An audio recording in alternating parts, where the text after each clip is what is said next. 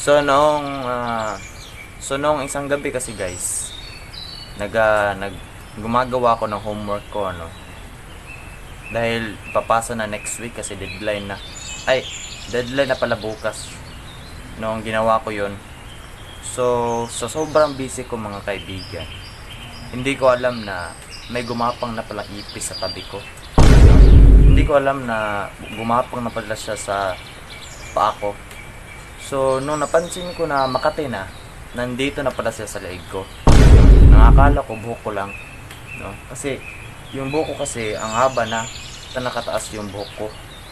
So, akala ko buhok lang. So napansin kong mabalahibo pala. Gumaganon pa. Napansin ko ipis pala. No? Alam mo yung ginawa ko? Alas 12 ng gabi yun. No? Napatalon ako. Ipis! No? Hindi ako sumigaw kasi alas 12 na ng gabi yun. Marami na natutulog. Baka iisipin nila, gago ako. So, ang pag-uusapan natin yung mga kaibigan, yung punyetang ipis na yan. No?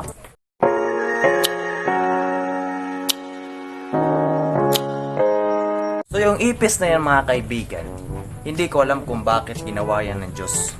No? Kasi lahat ng hayop dito sa mundo is may mga iba't ibang trabaho. No? May iba't ibang role. No? Hindi ko alam kung bakit. Anong ginagawa ng ipis na yan? No? Anong trabaho niya? No? Mangperwisyo ng tao? No? Peste yan eh. Pesteng hayop yan. No? Hindi ko alam kung bakit ginawa yan ng Diyos. No? Kasi yung ipis kasi mga kaibigan, isa yung maduming hayop. No? Madumi at nakakadiri. No? Yung tipong mapapatakbo ka talaga pag nakita mo yan. No? Yung tipong nakita mo siya doon sa sulok ng bahay niyo, tapos lumapit sa'yo. Puta, asan yung tsinelas? No? Ganyan ang ginagawa ko. No? Hahanap ako ng tsinelas. Kahit walang tsinelas, basta mapatay ko lang yung punyetang ipis na yan. No? Ganyan ako. No? Takot ako sa ipis. Ay, hindi naman takot sa ipis. Mapapatakbo lang ako pag makakita ako ng ipis. No? Lalong-lalo na yung gumagapang na ipis na yan. Kahit anong hayop pa yung gumapang sa'yo, kahit ahas pa yung gumapang sa'yo, wala akong pakialam. Basta wag lang ipis. No? Ang katinang. Kahit dragon pa yan, kahit babae pa yung gumapang sa'yo, wala akong pakialam. Kasi yung ipis kasi, pag gumapang yan, tumakbo ka na rin. No? Kumuha ka ng spray dyan. Lalong higit pa dito, yung lumilipad na ipis, no? Yung flying cockroach, no? Punyeta, wag lang ipis, no? Kahit anong hayop pa yung lumilipad pa yan, kahit dragon pa yung lumilipad na yan, wala akong pakialam, basta wag lang ipis, no? Pag yung ipis lumipad yan, takbo ka na, pre. Hindi ko alam kung bakit ako lang ba natatakot sa ipis kapag lumilipad na, no? Yung hindi mo in-expect na lumipad siya sa'yo, no? Yung titigan mo lang siya, tapos lilipad na siya sa'yo, no?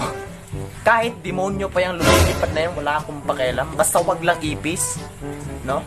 Kung kaya ko lang burahin yung ipis na yan, no? Yung punyetang ipis na yan, binura ko na yan, no? Kasi peste yan, no? Ewan ko kung bakit ganito ako kapag nakakita ako ng ipis, no? Yung mapapatakbo ako, lalong-lalo na yung lumilipad, no? Mapapatakbo talaga ako niyan, no? Hahanap ako ng tsinelas agad-agad, no? Para mapatay ko yung punyetang ipis na yan, no? So yun lang po sa araw na to mga kaibigan, isang usapan naman ang natatapos. So tangina, may ipis.